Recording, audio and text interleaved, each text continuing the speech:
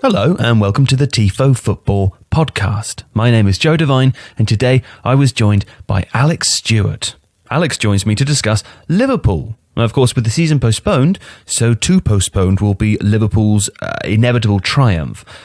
We are anticipating that with the Euros now also postponed until 2021, the Premier League season will finish at some point, and so in honour of a team a million miles ahead of everyone else, Alex talks to me all about their tactical setup and how are they so good, basically.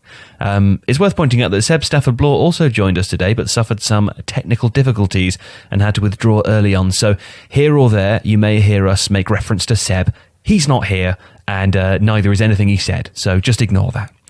This episode is supported by The Athletic, the best place to read about football online. Visit theathletic.co.uk/TIFO for a 7-day free trial and 50% off an annual subscription. So, I began today's episode by asking Alex for a little recap and a summary of Liverpool's current tactics, the very same tactics that enabled their incredibly long, unbeaten run.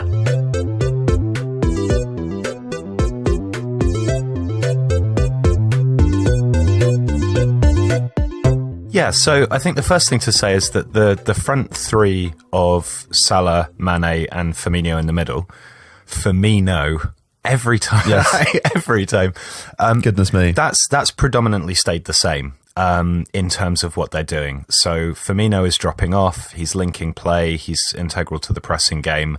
Salah and Mane are able to cut inside, look to run onto passes, and play as kind of inverted wingers, but more direct inverted wingers than, say, an Arjen Robben did. I think what's changed is that the fullbacks have become increasingly important as the overall playmakers. So Liverpool's midfield is predominantly quite workmanlike. That's in some respects because Alex Oxlade-Chamberlain and Naby Keita, who are the two players who can play more progressively, who can push up and support attacks, have largely been unavailable for selection. Gini Wijnaldum has done this a bit, but it's not his natural game. So what you've got is quite a kind of tight, compact midfield three who look to win the ball back, and then the thrust is coming from the fullbacks. What that's done is it's integrated a couple of additional things to the way that Liverpool play and do very well. So long diagonal passes, which are either coming from Van Dijk at centre-back, who is very good at this, or from the full-backs almost to kind of the opposite side of the pitch. Sometimes that can be quite horizontal as well, the switches in play, but they're looking to play more directly because of that. The other thing they're doing a bit more is the kind of thing that we've seen from people like Roger Schmidt and Ralph Hasenhüttl as part of a gegenpressing style, which is to look to get the ball forwards quite vertically and then capitalise on winning the ball back. Roger Schmidt used to take it to an extreme at Leverkusen where his team almost wouldn't even contest and wait to kind of mop up the second ball. But Liverpool they've added a directness to their game alongside the things that we're sort of familiar with. And it's interesting that with Liverpool, Klopp has kind of managed to keep a philosophy to the way his side play. So obviously pressing is important, pace is important. That front three is crucial, but he's subtly tweaked it. We've talked before about the degree to which his teams press and how that's been altered largely on a game-by-game basis, but they've added this verticality a little bit more now, brought the fullbacks in as the primary playmakers, and it's sort of all worked together as this, ramping up the directness, and teams really have struggled to cope with that. In terms of what we've come to be used to over the last, maybe I was going to say 5 years, but let's call it 10 years, right? Obviously, we've seen the kind of passing of the mantle from tiki-taka to the more high-pressing systems. But this one, the way you describe it, it's quite distinct from what we've known to be the systems, or I suppose the preferred tactics that some of the better teams in the world have been using over the last few years. You describe it almost as if it's a kind of a long ball thing. I mean, I know that's not accurate, but do you know what I mean? Yeah, no, I think there's a degree to which that has increased in terms of what they do. And is that just because, you refer to the midfield as a bit of a workman-like midfield as a result of certain injuries? Is that because they haven't had the players in the middle of the park to try something different, or are we just accepting that this is a sort of their primary approach? I think it's probably a lot to do with the midfield selection, because the reason that Oxlade-Chamberlain was brought in from Arsenal, the reason that Keita was brought in was to try and add that element to their game. As it's not ideal to only be able to rely on one approach. I think the two elements that have compensated for that partly is this thing with the fullbacks where they've been given the license to act as playmakers a little bit more, to push forwards. And we know that fullbacks do get forwards a lot and try and drive the ball in, but there's a degree to which their range of passing, particularly Alexander-Arnold's, is so excellent and complete that he's able to play make not just by getting high up the pitch and pulling the ball across, but also by launching these passes. Van Dijk, Alisson as well is worth mentioning in this respect. It gives them the ability to go direct, but with a degree of accuracy that a lot of teams can't manage.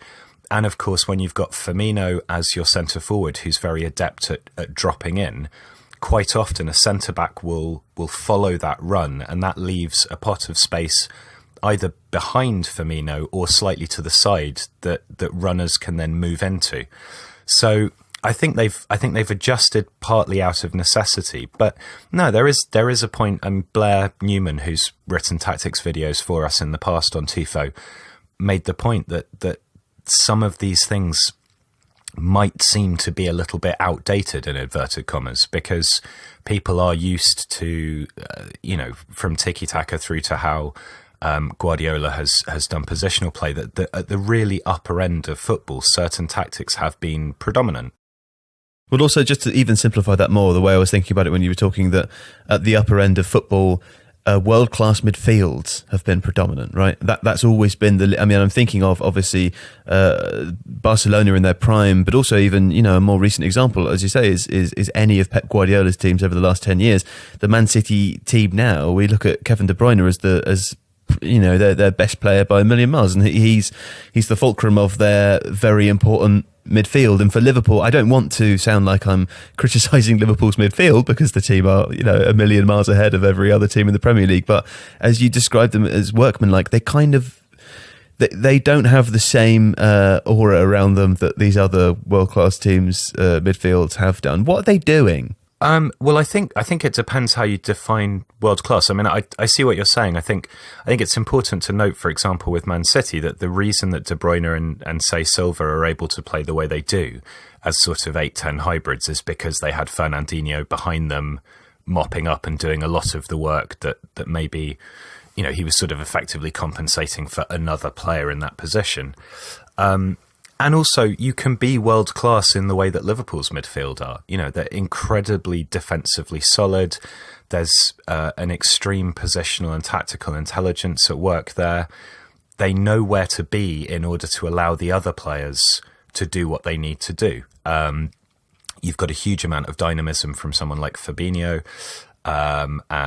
Jordan Henderson is a fantastic leader on the pitch and an organizer, as well as being able to cover into those spaces and know what to do. So, it's not just that world class doesn't have to mean creativity. It can mean other things. And as long as the team is built with balance in mind, so that the weaknesses in one area are mitigated by strengths in the other, that's ultimately what you've got to be looking at as a coach. And I think what Klopp is really good at is working with what he's got.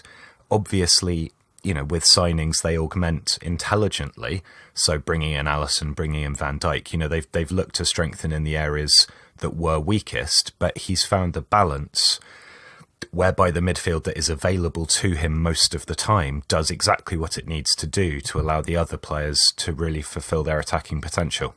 So when we're talking about the best football teams, what I'm always interested in is trying to break down between what is sort of benefit of the system and what is the success of the system, and what is a benefit of just having fantastic players, right? And with Liverpool, it's no different than with any of these other teams. So, Alex, how best can you explain this breakdown? Is it, for example, as we've described Liverpool's system as being slightly unusual and slightly different to the other top teams, how much benefit do you think they derive from that, and how much of their ability to win games is down to the fact that they just have incredible players? Okay, well, they do have incredible players, and particularly in Mane and Salah and Alexander-Arnold, they've got players who can turn games on their head. But I think what's crucial is that there's a continuity there. Jurgen Klopp's been at that club for a while now, and he is a manager who came to the Premier League with a distinct philosophy that he had begun at Mainz, he'd honed at Dortmund, and that allowed him, with also the financial support of the Fenway Sports Group and the very smart analytics of people like Michael Edwards, to build a squad that allowed him to play the game that he wanted to play. So there is adaptation on the basis of the availability of players, particularly midfielders. And you could argue that, if your main striking option apart from that front three is Divock Origi, then there are areas of weakness there. But at the same time, what he's done, because he's been consistently there and because he has a philosophy that he sticks to, he's been able gradually to build that squad up into something that he wants it to be. Then you get to the point where the majority of that squad have been around for at least 2 or 3 seasons, not including this one, and are well-versed in the pressing system, are well-versed in the kind of style that he wants to do. That's the point at which you can then think, right, who are the best 3 goalkeepers in the world? Let's buy one of them. Who are the best centre-backs in the world? Let's buy one of them. So that's, it gets to the point where you have to, I think the way it works is you have a coach with a philosophy first, then you start building the squad around that with continuity and with that long-term vision in mind. Once you get to a point where you're happy with that, that's when you start to look at individually improving players in a kind of game-changing way, which is what they've done. And I think it's testament to the fact that, yes, Klopp is a fantastic coach. Liverpool as a club is set up to facilitate that, but they are the smartest team in the Premier League in terms of everything else they do as well. And I think you can really see that would be an example for other teams to follow on from, right? Well, I would think, I would look at Norwich, for example, as a team that are following that. I always think it's interesting. I mean, I think under Wenger, Arsenal set the pace initially in terms of the introduction of analytics in kind of building a backroom staff that's facilitated a lot of these things. Arsenal have dropped off the pace a little bit now, and I think Liverpool are the ones that other clubs should be aspiring to follow. Right, Liverpool won an extraordinary number of games in a row, with the exception of a draw to Manchester United in the first half of the season, and up until very recently, where they lost a couple of games. That run was extraordinary. I know it's impossible to quantify, Alex, but and I was going to ask Seb this as well, but he's just dropped off. He's having some technical problems as a result of us not all recording remotely. So we've said goodbye to Seb for now. But I know it's impossible to answer psychologically. What are the requirements and what do you need to build a squad and a team that is capable of going on a winning run like that? Because the odds are against that happening. I mean, they're stacked so high. And it doesn't happen very often, but it does happen. What are the sort of similarities that we can see between teams who end up in those situations? I think those teams, and really we're talking here about, the Arsenal team of the Invincibles.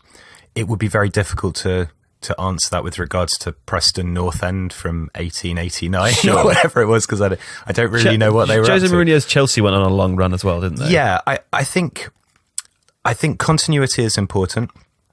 And I think Seb referred to the intensity of Liverpool, that ability to stay focused within a game, to know what they're doing. Obviously, kind of opposition scouting plays a part in that, because teams get increasingly more sophisticated in terms of their analysis. This is something that, for example, Pep Guardiola has always been very, very good at, looking at ways of subtly tweaking your tactics in order to make the most of flaws in the opposition or weaknesses in the opposition. So I think that's crucial. I think having a group of players where the core is able to remain the same. Liverpool have got, I think it's a good 8, possibly 9 players that have started 20 or more games this season. So again, when you build continuity in your team, it kind of creates that sense of a well-oiled machine. Everybody goes out knowing what it is they're supposed to do. Everybody's operating at a really high level because there aren't generally breaks for injury. In the rare instances that players have to come in and start, Liverpool have got someone like James Milner who can slot in intelligently and fulfill a role across the midfield, or even a Granddaddy steady. Right, exactly. And again, that kind of experience and intelligence is helpful. Liverpool have got a good age profile. A lot of their players are, particularly their key players, are in the sort of 26 through to about 29 age bracket, which helps with fitness, but also helps with that degree of, there's kind of a fine balance between acquiring experience and reaching and then passing a physical peak. And Liverpool have a lot of players that are in the sweet spot for that. I think that helps as well. And also you have to look at the influence of Klopp. He is an incredibly focused and intense manager.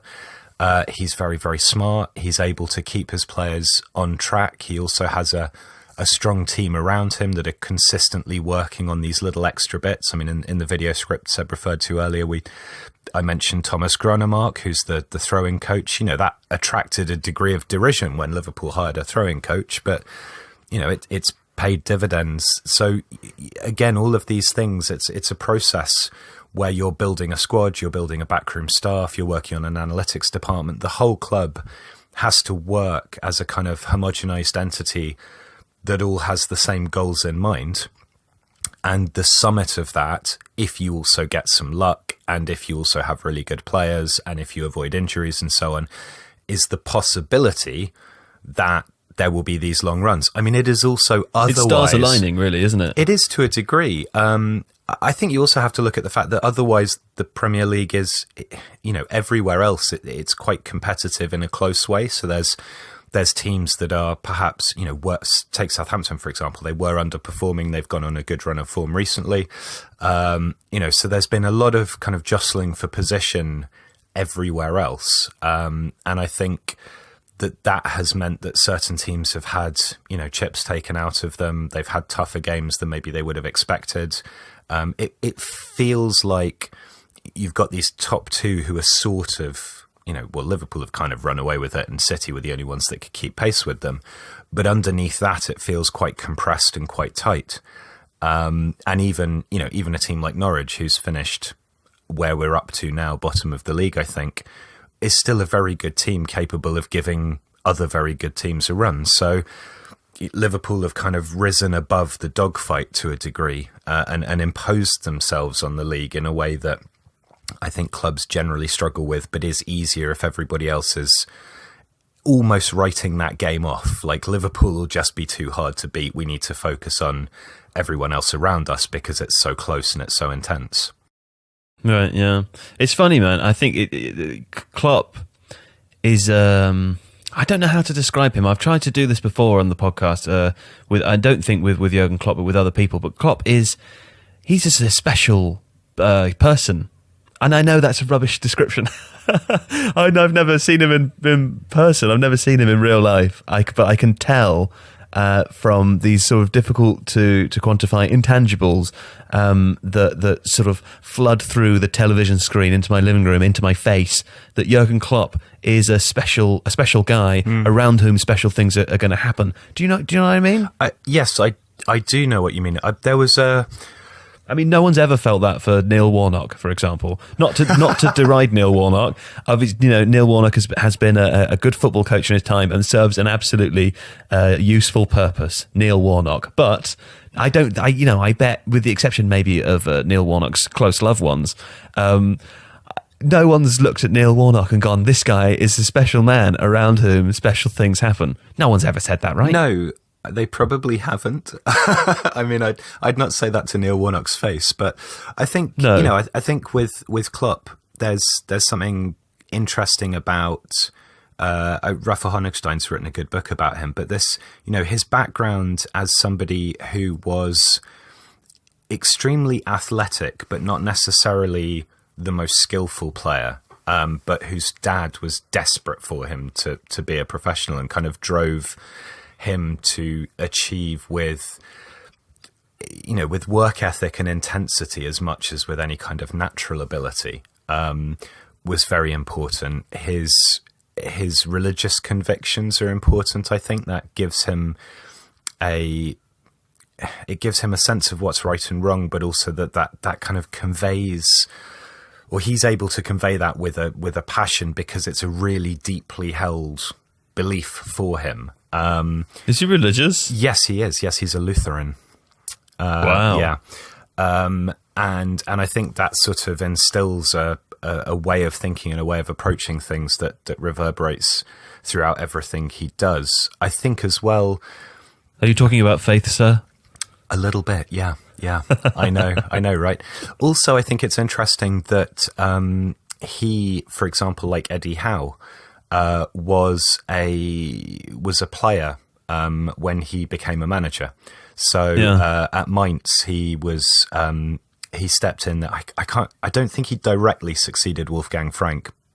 There was maybe a little hiatus, but effectively Mainz needed a coach who understood the back four system that Mainz used at the time, which was quite unusual in the Bundesliga. And Klopp was able to, or Bundesliga 2 actually, I think, Klopp was able to coach that system because he was playing as a defender and they couldn't really find anybody else. So he was immediately thrust from the playing squad into the management position and had to work, I think, to establish quite quickly that degree of authority and distance which is required for a coach, but in a set of circumstances that was quite unusual. And I think in his early days, he didn't necessarily get that right. I mean, one of the things that Honigstein talks about is how aggressive he was when he first made that transition. He used to get into quite a bit of trouble because his passion would spill over into behavior that was quite confrontational and at times unpleasant. And he's learned to kind of minimize that. But I think if you're someone like him or Howe, you go through a more difficult process in bridging that gap from being a player to suddenly coaching the players that you were training alongside. And I think if you look at Howe, who was probably up until Bournemouth, had a load of recent issues, the most well-regarded young English coach, it's an interesting facet that they've both had to progress in that way. And I think maybe that teaches you something about leadership and about how to connect with players and keep a good distance, but still maintain a relationship that maybe other coaches don't have to have. Maybe that's why you say someone like Jose Mourinho is much more autocratic and falls out with players a lot more easily. Yeah, that's interesting. I mean, actually, I was just going to say that I was just going to bring Mourinho up. I can't remember who it was now, but someone on the podcast not that long ago talked about Jose Mourinho and about one of the reasons why he was so successful at Chelsea the first time round was because he was young and he was pretty, he's a similar age bracket to the players, older enough that they see him as experienced and as a steady hand, young enough that they could still sort of relate to him, and that he was one of the first managers who really understood millennials, that was his, he had an ability therefore to encourage and get the best out of them because of that sort of intrinsic understanding, but also the age difference. And I mean, Klopp is not the youngest manager, but he does have he has a special bond with players. You can see that. Yeah, you can see that every player at the club wants to be around him. That enjoys his company. Obviously, enjoys his confidence, and there's something in that, isn't there? Obviously, with him, it isn't youth; it's something else. But it also reminded me of a video that we just released last week. That was actually an adaptation from a Rafa Honigstein script on Julian Nagelsmann, The Athletic, and a big part of the script is talking about Nagelsmann when he was a player, when he was younger, still training, and the relationships that he formed with his other kind of academy players at the time, who, now many of whom are still actually playing. That's how young Julian Nagelsmann is, right?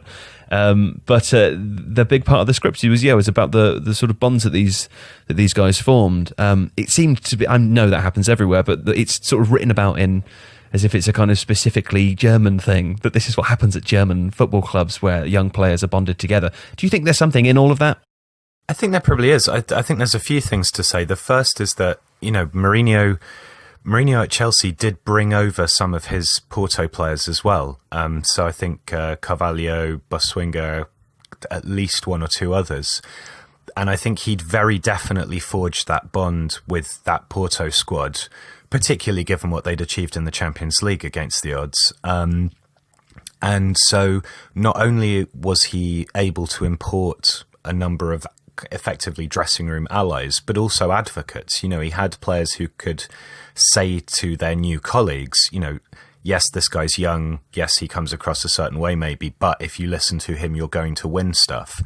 And I think that's really important to not just build those bridges yourself, but also have other players who can build those bridges on your behalf. I think too, with Liverpool, it's interesting that the buy-in to what Liverpool are doing from the players seems to extend beyond what they do on the pitch. So there was recently I mean, it wasn't that funny, but it was quite good for football.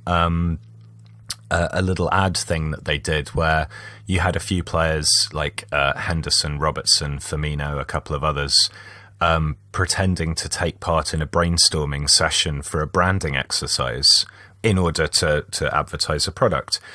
And you could see that they were actually kind of having fun, and they were, it is a nakedly commercial thing, but the players were obviously not, it wasn't that grudging. There was a sense of, yeah, this is all right. Like, we'll go along with this. And it wasn't the slightly awkward, a picture of Wayne Rooney holding a coffee bag or something. There's just a sense there that everybody's sort of getting behind an overall project that they're looking to push forwards, rather than just some guys turning up to play football for a manager that they really like. And I don't know how Liverpool achieve that, really. I mean, I think that's something that's beyond what Klopp is able to do. But it's definitely important. I think if you're someone like Nagelsmann or Howe or Klopp, although obviously the age gap is wider now, you have to think a lot more carefully about that stuff. If you're kind of an old timer and you've had the traditional path to management, which is you've been really good at football and then you've gone off and done a coaching course and then you've come back in, then you can be autocratic. You can be, sort of the boss standing at one remove from everybody else. Whereas if you're younger or you've had to adapt because you've made that transition when you're still a player, it's a lot harder to navigate that. And therefore, perhaps if you're an intelligent guy like all of these people are, then the opportunity afforded you by that difficulty actually makes you think more about it and makes you better at it ultimately. A quick interruption in today's podcast for me to remind you that we are supported by The Athletic, the best place to read about football online. A piece relevant to this episode and worth using your 7-day free trial to check out was Michael Cox on Watford's victory over Liverpool last month. Watford weren't just lucky, says Michael. They thoroughly outplayed Liverpool with and without the ball. And in the article, Michael explains thoroughly how they did that, including their 6 at the back lineup and their runners in behind the high line. It's a tactical feast and worthy reading even for Liverpool fans, because it's always good to know your weaknesses.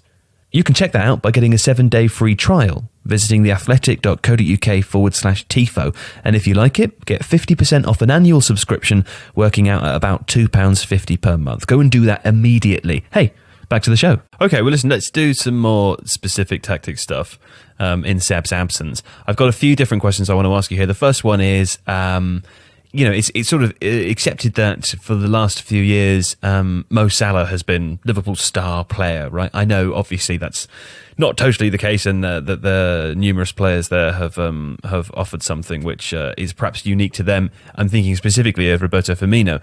But is it fair to say that this season, Sadio Mane has been Liverpool's real performer? I mean, I think it's very difficult to draw a distinction between particularly that unit of 3 in terms of in terms of how much of a star they are or how important they are or what have you.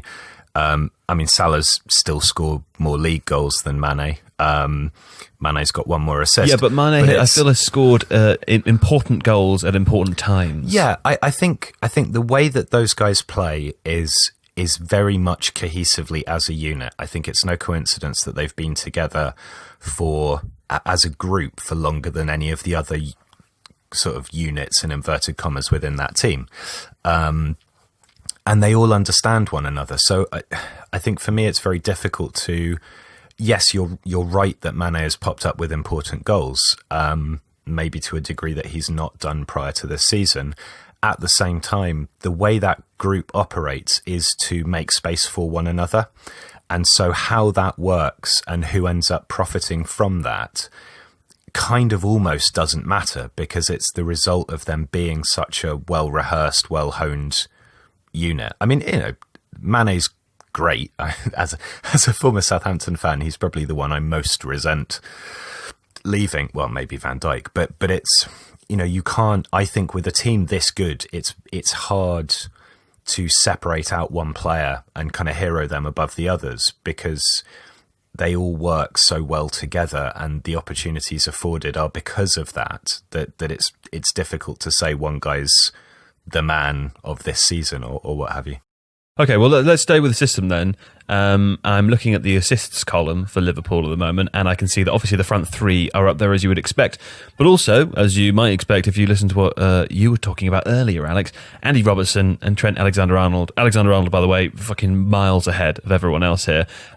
Can you talk to me a little bit more about the role of the fullbacks in this system? Because you described them earlier as almost Liverpool's primary playmakers from deeper positions at the moment.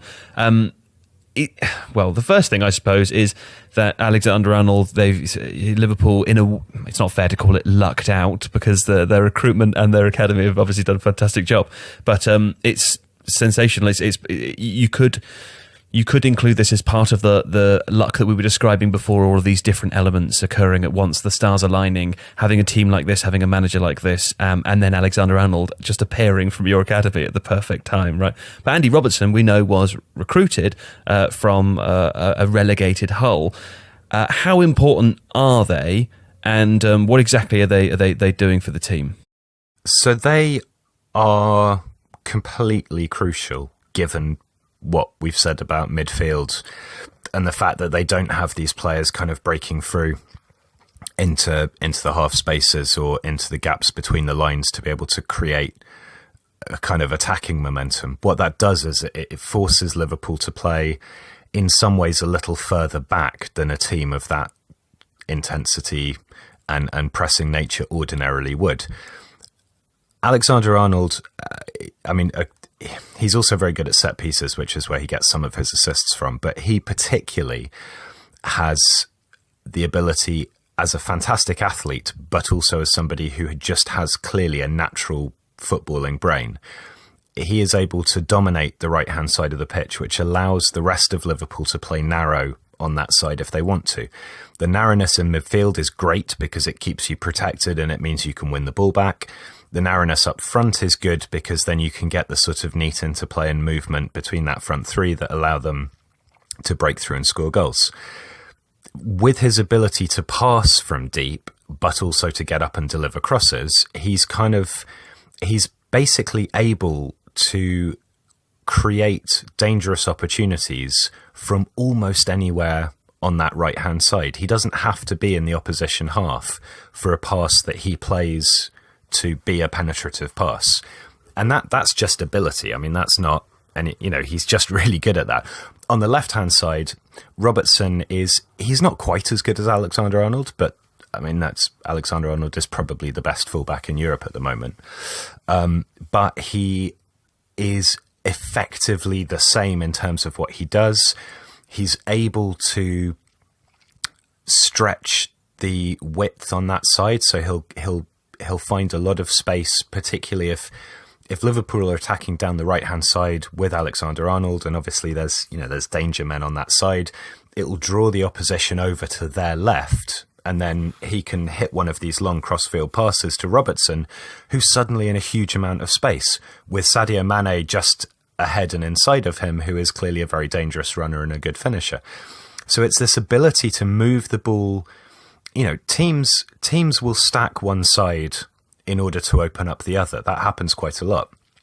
But because of pressing, quite often when the ball is moved from one side to the other, it's not propitious to do it from too high up the pitch, right? So what they'll do is they'll sort of pass it back and around a little bit. What Liverpool can do is they can do that cross-field passing from higher up the pitch because of the way that Alexander-Arnold will turn inside and then hit it, or do it from deeper because they've got a couple of players at the back, also Alisson, also Van Dijk, who can hit those diagonal balls from really, really deep.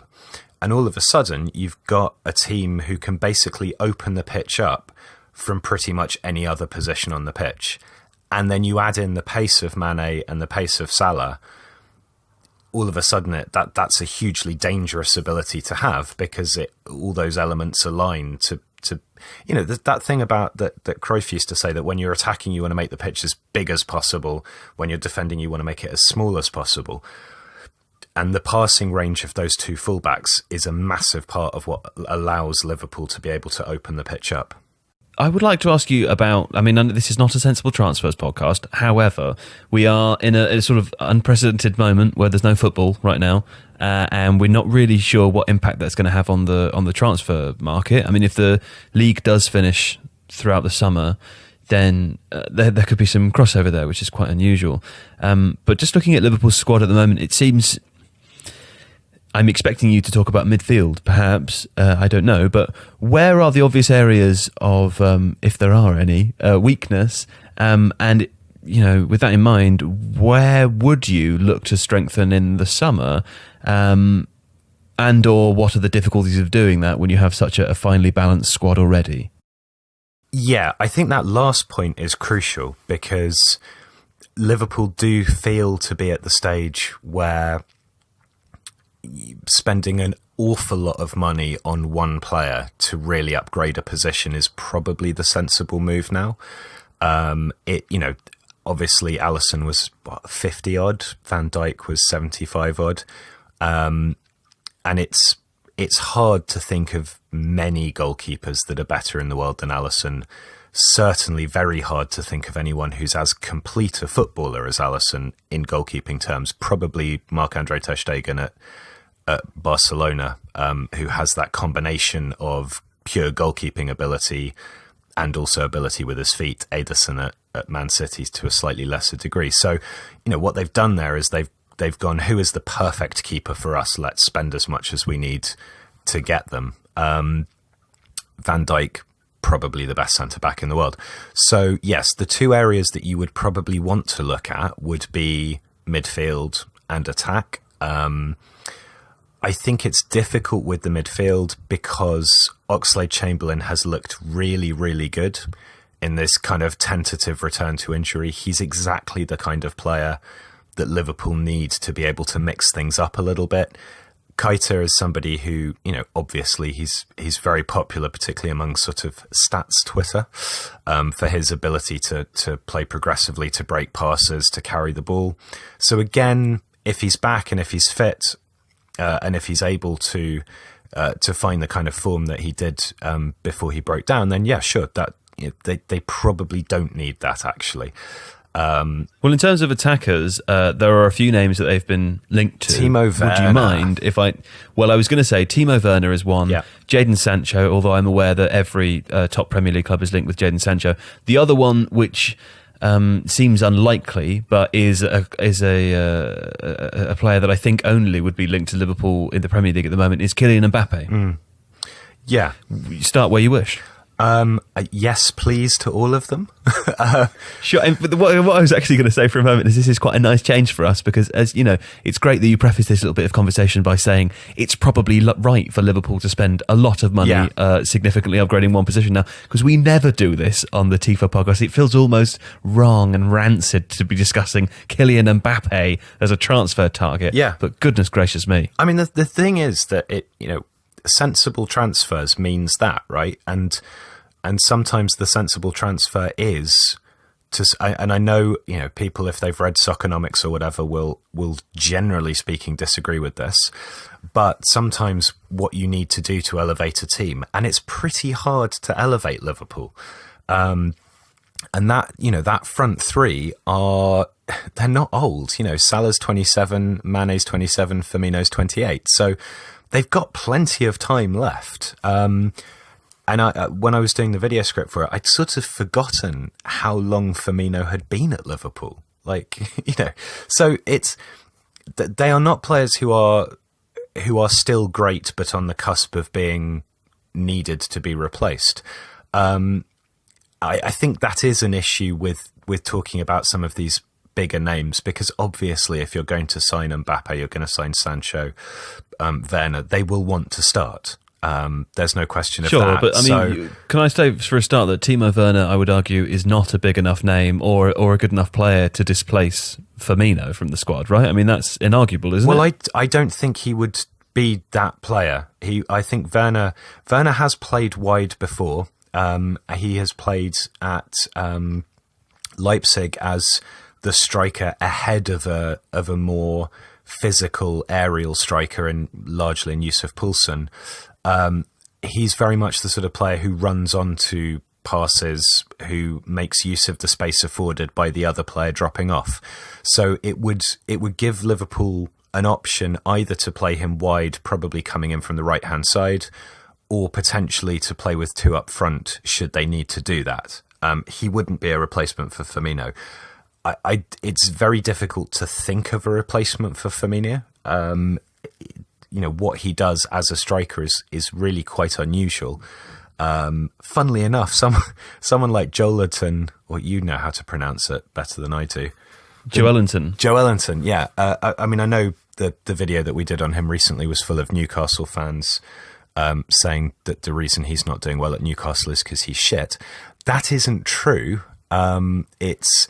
what he was able to do at Hoffenheim was step in and play the Firmino role and do it really, really well. So I'm not advocating Liverpool buy him, but that's the kind of player that you would look for to replace him.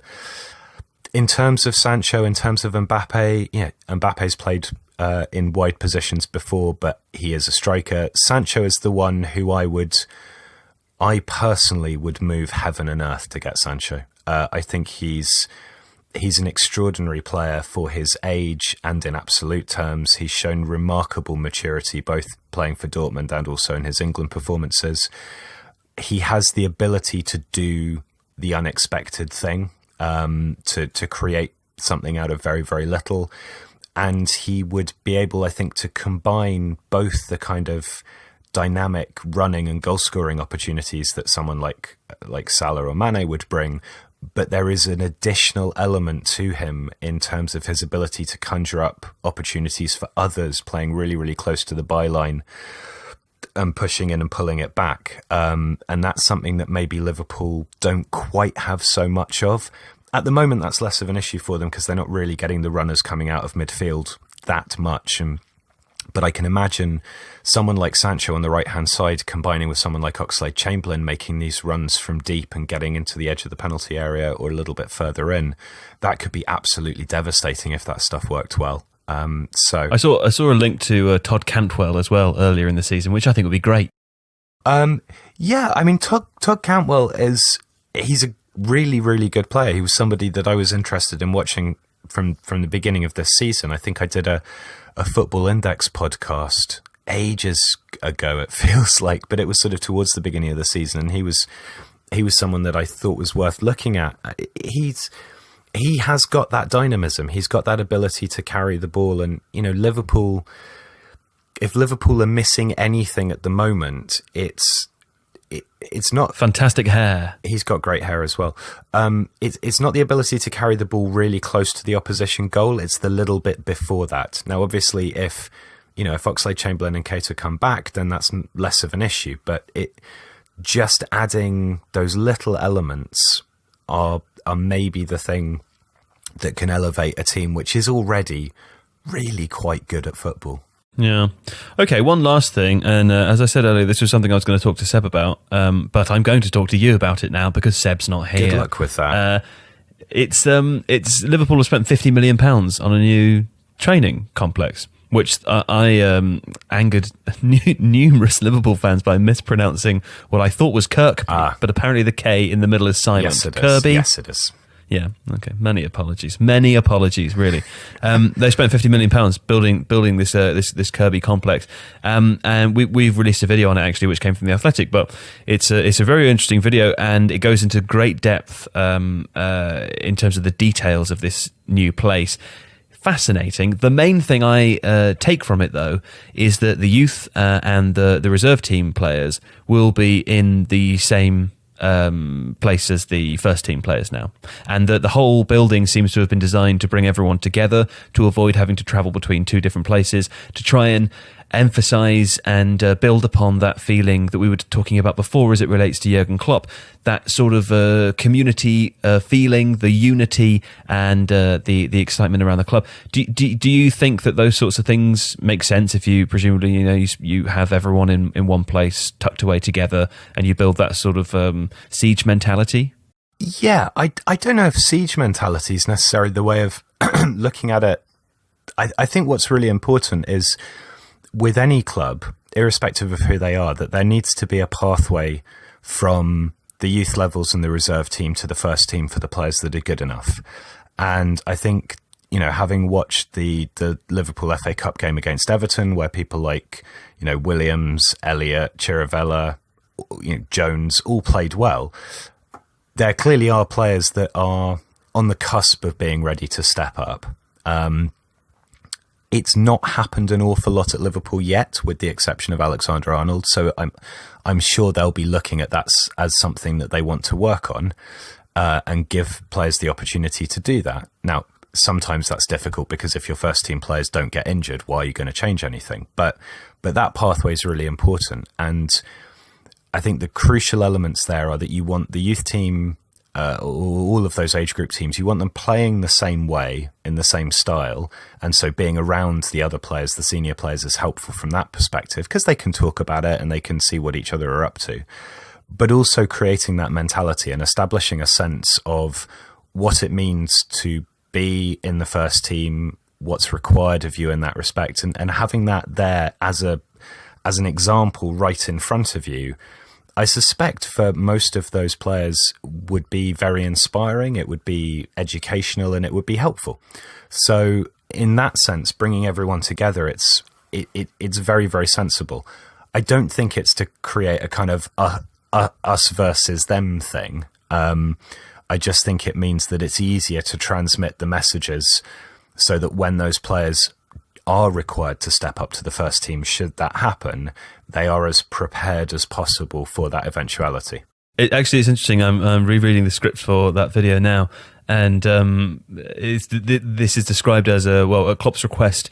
The building has been designed this way so that the youngsters in development squad are close to the first team but don't have automatic access to those designated areas yet. So they have to earn the right to be allowed into that side of the building, but they can see what's going on, which is quite interesting, isn't it? Similarly, that reminds me of the thing. Let me try and find it in the script, actually. Oh, here it is. The huge first team gym has a big glass front providing panoramic views of the training pitches, which is supposed to be a source of motivation for those coming back from injury, which is nice. And also the nutrition and sports psychology bases are embedded in the middle of the building rather than being on the fringes, reflecting how highly Klopp regards the importance of those departments. Yeah. Imagine having £50 million. I'd love to have £50 million. Do you know how I'd design my house so that the psychology department was right in the middle as well? Yeah. And I'd stay there. That seems very sensible. Yeah. Are we ever going to see another team as good as this one? Yeah, of course we are. Okay. Well, that's the end then, isn't it? Thanks, Alex, and thanks, Seb, who dropped out 10 minutes after the call. I hope it was because of technical difficulties and not just because he can't bear it. I'm sure we'll hear from him again in the future. Yeah, well, possibly he may just vanish into the ether at this point, citing self-isolation as his rationale. Yeah. All right, man. Well, thanks. And we'll be back next week to talk about something different. Also, look out for next week's video, which is on this very topic, how Liverpool are so good. We haven't decided what the title's going to be yet, but it's going to be something along those lines. Look out for that. It's going to be a special one. Something thanks something so much really for listening. clever. Something super clever, like how they go good. So why they do good football. Yeah. Why they do. We probably should call it. That's quite good. People will think we've gone mad. Sort of have, stuck at home. Why they do good football. Anyway, thanks for downloading today's episode. As I said, we will be back next week with something else. Our aim, as always, is to talk about football as much as possible, and we feel at TIFO in a sort of unique position to do so at the moment, given that what we're discussing is very rarely so specific to the weekend that it requires football to actually be happening. So check back in next week for some other football-related stuff, and do keep an eye on the YouTube channel, Tifo Football, where we are now releasing 4 videos a week, including Alex's new series, the encyclopedia thing, with the first video of which is, Alex? What is the Makalele roll? Very exciting. That's out this week, this Thursday, the 26th, I believe that is. So do look out for that. Anyway, love to you all in your isolation pods from our isolation pods, and see you again soon. Au revoir. Bye-bye.